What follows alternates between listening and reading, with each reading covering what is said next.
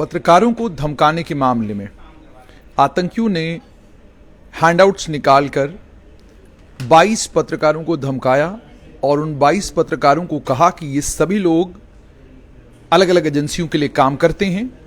इन सभी लोगों को वार्न किया जाता है और उनकी उस वार्निंग के बाद 5 पत्रकारों ने अपनी अपनी ऑर्गेनाइजेशन से इस्तीफे भी दे दिए। आज उसको लेकर एक खबर भी आई है, जिस खबर में ये कहा जा रहा है कि जो धमकी कश्मीर से ऑपरेट करने वाले पत्रकारों को दी गई थी, उसमें एक गुप्तचर विभाग के पास रिपोर्ट आई है, जिस रिपोर्ट के मुताबिक लश्कर तैयबा का आतंकी मुख्तार बाबा, जो इस समय टर्की से ऑपरेट करता है, बताया जा रहा है कि वो मास्टरमाइंड है इसके पीछे, जिसने ये लिस्ट निकाली है, जिसमें यह कहा गया है कि ये जितने भी पत्रकार हैं वो अलग अलग फौज की एजेंसियों के मुखबिर हैं, अलग अलग फौज की एजेंसियों के जासूस हैं। जानकार सूत्रों के मुताबिक जब हमने अलग अलग एजेंसियों के लोगों से बात की, पुलिस के लोगों से बात की, तो उन्होंने ये कहा कि मुख्तार बाबा का इस पूरे एपिसोड में ये रोल है कि मुख्तार बाबा ने जब पहली लिस्ट बाहर आई तो मुख्तार बाबा ने टीआरएफ के आतंकी सज्जाद गुल से बात की और सज्जाद गुल को ये कहा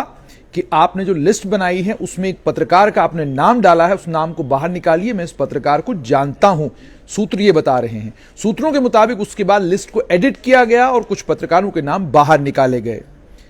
अगर हम पुलिस के सूत्रों की माने तो इस पूरे षड्यंत्र को रचने वाला मुख्तार बाबा के साथ में सज्जाद गुल भी है। सज्जाद गुल टीआरएफ का मास्टरमाइंड है और इस समय पाकिस्तान से ऑपरेट कर रहा है। वो अपने पूरे परिवार के साथ इस समय पाकिस्तान में रह रहा है। उसके माता पिता के बारे में कहा जा रहा है कि वो घाटी में है, लेकिन बाकी पूरा परिवार पाकिस्तान में है और वही है जो पाकिस्तान से ऑपरेट करके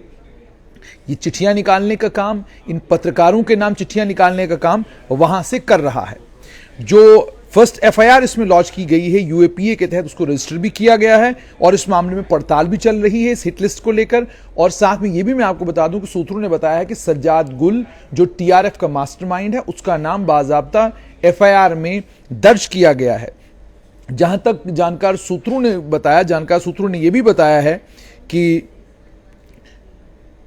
बाबा जो पाकिस्तान टर्की से जाता रहता है, वो इस फॉल्स नैरेटिव को चलाने वाला वही है। वो यंगस्टर्स को ग्रूम करता है वैली में टीआरएफ के नाम पर, जो लश्कर तैयबा का एक ऑफशूट है। बाबा बेसिकली श्रीनगर का रहने वाला है। मुख्तार बाबा बेसिकली श्रीनगर का रहने वाला है। उसके बाद वो नौगाम शिफ्ट हुआ और उसके बाद वो अंकारा तुर्की भाग गया। उसने पत्रकारों के बीच में ही जासूसों का एक जाल बुना है। इसका मतलब पत्रकारों में से ही कुछ पत्रकार हैं जो मुख्तार को ये सारी खबर देते हैं और मुख्तार के पास जब सारी जानकारी पहुंचती है उसके बाद मुख्तार ने यह लिस्ट तैयार की है। यह भी सूत्रों ने बताया कि वो आतंकी संगठन हिजबुल्लाह के साथ 1990 में जुड़ा हुआ था और उसके बाद उसको हिजबुल्लाह से निकाल दिया गया था जब उनको यह पता चला था कि उन्होंने 40 AK-47 राइफल्स जो हैं जो हिजबुल्लाह की थी वो एक और आतंकी संगठन को बेच दी। यानी राइफलें, जो हथियार पाकिस्तान से आता था, उस हथियार को बेचने का काम भी मुख्तार बाबा किया करता था। उसके बाद वो मसरत आलम की मुस्लिम लीग के साथ जुड़ा रहा और उसके बाद यह भी बताया जा रहा है कि वो इस चीज के लिए बड़ा मशहूर था, उस चीज के लिए बड़ा बदनाम भी था कि वो पत्रकारों को और अलग अलग जो मीडिया आउटलेट्स हैं घाटी में, उन्हें पाकिस्तान समर्थक और आतंकियों का समर्थक बनाने की पूरी कोशिश करता था और उन्हें मजबूर करता था कि वो पाकिस्तान की लाइन ले, वो आतंकियों की लाइन ले। जब वो खबर करें, जब वो रिपोर्ट करें, जब वो अखबार में कुछ छापें तो वो आतंकवाद की लाइन लेते हुए और जो पाकिस्तान चाहता है बिल्कुल उसके एन मुताबिक वो लिखें। बाबा सोशल मीडिया पर भी बहुत एक्टिव रहा है। उसने ये कोशिश ये भी की है कि जो अलग अलग एजेंसीज हैं, एक नैरेटिव पुश करने की कोशिश वहां से भी की है। बाबा ने जर्नलिस्ट के तौर पर 4 घाटी के अलग अलग प्रसिद्ध ऑर्गेनाइजेशंस के साथ काम किया है और उसको घाटी के मीडिया एनवायरनमेंट का पूरा पता है और वो ये भी 90 की दहाई में कोट बलवाल जेल में भी रहा है। और उसके बाद ये भी बताया जा रहा है कि जोधा कैरन फिशर, वो अमेरिका की नागरिक हैं, जर्मन ओरिजिन की, जो जम्मू कश्मीर से ऑपरेट कर रही थी। 2018 में उन्होंने मुख्तार बाबा को वहां पर प्लेस किया और ये सारी जानकारी दी है। लेकिन साथ में ये भी बताया जा रहा है, पुलिस ऑलरेडी इस मामले में बता चुकी है कि बहुत सारे मीडिया हाउसेज ने पिछले दिनों, अगर आपने देखा होगा कि जब इन 22 पत्रकारों के नाम आए तो हमने भी वो खबर आपके साथ जरूर शेयर की, लेकिन इस बात की जिम्मेदारी को समझते हुए कि किसी भी पत्रकार का नाम अगर हमें पता भी है तो उस नाम को क्या कहते हैं आम जनमानस के साथ या आम जनता के साथ शेयर करना या आप लोगों के साथ शेयर करना गलत है। वो इसलिए है क्योंकि इससे उन तमाम पत्रकारों की सेफ्टी और सिक्योरिटी जो है वो खतरे में पड़ जाती है। अगर आपको नाम मालूम भी हैं तो जिम्मेदारी पत्रकार के तौर पर आपकी जिम्मेदारी ये बनती है कि उनके नाम सार्वजनिक ना किए जाएं, क्योंकि जब आप नाम सार्वजनिक कर देते हैं तो इन पत्रकारों के लिए काम करना और इन पत्रकारों के लिए ऑपरेट करना और ज़्यादा मुश्किल हो जाता है। और ये भी बताया गया है कि इंटेलिजेंस एजेंसीज जो हमारा खुफिया तंत्र है, उन्होंने कुछ कहा कि कुछ पत्रकार हैं और कुछ उसके अलावा ऑर्गेनाइजेशंस हैं जो बड़ी चालाकी के साथ जो है चालाकी के साथ आतंकियों के उस एजेंडे को जो है जम्मू कश्मीर में फुलफिल कर रही हैं कि आप दुश्मन के उस एजेंडे को फुलफिल इस तरीके से कर रहे हैं कि आप कुछ पत्रकारों ने जो इस्तीफा दे दिया और उसके बाद आपने उसको ये कहा कि देखो जी हिट लिस्ट सर्कुलेट हो गई, तो हिट लिस्ट सर्कुलेट होने के कारण जो है 5 पत्रकारों ने इस्तीफा दे दिया। उन्होंने ये कहा कि intelligence sources pointed out that specific media persons and media outlets were cleverly fulfilling the agenda of the adversary, propagating the fear and intimidation by selectively highlighting the fact of resignation by certain journalists as a result of the hit list type message circulated in the social media.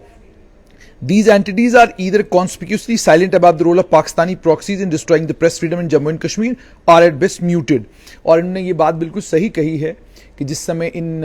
5 पत्रकारों ने इस्तीफा दिया, इन 5 पत्रकारों को लेकर अलग अलग जगह पर डिबेट्स भी हुई और अलग अलग चैनल्स के ऊपर बाज़ाब्ता इनके नाम भी लिए गए और 5 पत्रकारों के नाम भी लिए गए। ये बहुत बड़ी गैर जिम्मेदारी है और इस बात को समझना और अंडरस्टैंड करना है